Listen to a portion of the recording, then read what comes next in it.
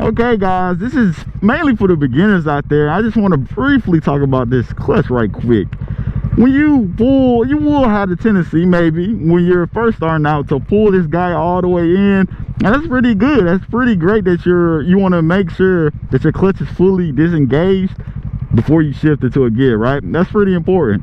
But this right here, or at least for my bike, this right here is the same as going all the way in. All right, and what I mean by that is my clutch starts to grab here, right?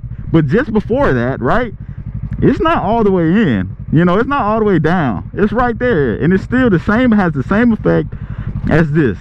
And so I just wanted to tell you guys, to make your ride a lot more efficient, to make things a little bit more smoother, and to save you just a little bit of time, you know, and it's a good amount of time, especially when you going really fast. You know, you don't have to hold it all the way in, you feel me? You can find, once you find that friction zone, you should be straight, and a little bit before that, it's the same thing as holding it all the way in.